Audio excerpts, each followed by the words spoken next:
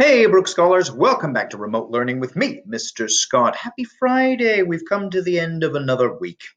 We're going to stick with this idea we read yesterday, the nonfiction passage. Do you remember about the Arctic animals? Yes. Well, we're going to stick with Arctic animals today, but this time we're going to enjoy a poem together. I love poems. I love poetry. I love funny poems. I love serious poems. I love beautiful poems. Poems are wonderful. So here we go. This one is entitled Song of the Polar Bear. So now, as always, you may remember that poets write their poems and write them so that they are read aloud. So I'm going to ask that you join with me to read this poem out loud. Are you ready? We're going to start with the title. Yeah? Here we go. Deep breath. One, two, three. Song of the Polar Bear. Is a polar bear happy in the north, where blizzards blow and the sea rolls gray? Though he may not turn cartwheels for joy, still he doesn't pack up and move away. Oh no, he doesn't pack up and move away. Is a polar bear happy in the north, where to find his dinner may take all day? Though he may not laugh and shout, hooray! Still, he doesn't pack up and move away. Oh no, he doesn't pack up and move away. Is a polar bear happy in the north, where the swimming is frigid in the middle of May? Though he may not clap his furry paws, still, he doesn't pack up and move away. Oh no, he doesn't pack up and move away. Is a polar bear happy in the north, where blizzards blow and the sea rolls gray? Though he may not turn cartwheels for joy, still he doesn't pack up and move away. Oh no, he doesn't pack up and move away. Well, now, there you go. A very, very interesting poem. We'll talk more about the meaning and what that's all about in just a second. But first, let's kind of break this thing down. So, taking a look at the poem, and of course, we're thinking about lines because poems don't have sentences. You have lines of poetry in a poem. Let's find out how many lines there are. Are you ready to count with me? Here we go. One, two, three, 4, 5, 6, 7 lines of poetry. Interesting. There's usually an even number of lines in a stanza, but in this first stanza we have 7. I know this word is still. It is a line of poetry that has one word and then a hyphen, but that still counts as its own line of poetry. So 7. Do you think we're going to find 7 in the second stanza? Let's find out. So this is 8, 9, 10, 11, 12, 13, 14. 7 plus 7 is 14. I know my doubles facts.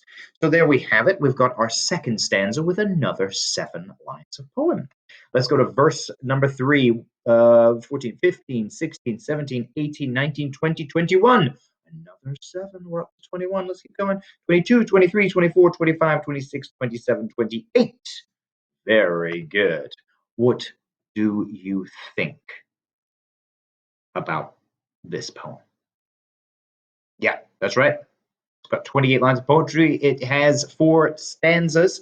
And you might notice something that the author, the poet, excuse me, does very, very well, very effectively in this poem. And that's, did you notice how a lot of the poems, the lines repeat? Yeah, this poet uses repetition a lot. It is a stylistic choice. It is a writing tool and technique that the poet is employing here. Why? Why do they make? In fact, check this out. The very first stanza, where blizzards blow and sea rolls gray in the second line there, it's exactly the same as the fourth stanza. It repeats. It's like the chorus of a popular song. So yeah, you have the first stanza and it's exact same thing on the bottom. So we have it's an interesting thing. And then of course we have this still he doesn't pack up and move away. Oh no, he doesn't pack up but move away. He doesn't pack up but move away. He doesn't pack up but move away. Doesn't pack up but move away. Sorry about that. But yeah, that happens again and again and again. That's the ending of every single one of these 4 stanzas. He doesn't pack up but move away. Can't snap really well with my left hand. Anyway, so there we have it. Now, let's talk a little bit about what do you think the meaning of this poem? What do you think it's all about? Interesting. Yes, indeed. Yeah, I would happen to agree with you. I think that it's kind of a celebration of a polar bear and how it manages to survive, excuse me, how the polar bear manages to survive in this very, very awful place where it lives. Whoa, whoa, whoa, whoa, whoa. But it doesn't pack up and move away. It stays right there. It keeps on living in that same place, even though it doesn't look like it's, having a lot of fun. It's very harsh conditions up there. Okay. Well, now, your job, my friends, is to answer the questions at the bottom here and to upload a picture of your wonderful work. So go ahead and answer those multiple choice questions. Write them down on the piece of paper. You know how to do it. And I can't wait to see all of your work up there on Seesaw. Well done, my friends. Thank you so much for tuning in today with me, the Ultimate Champion, Mr. Scott. I want you to have a fabulous rest of your day. Can't wait to see your work up on Seesaw. I'll see you Monday, friends. Okay? Have a good weekend.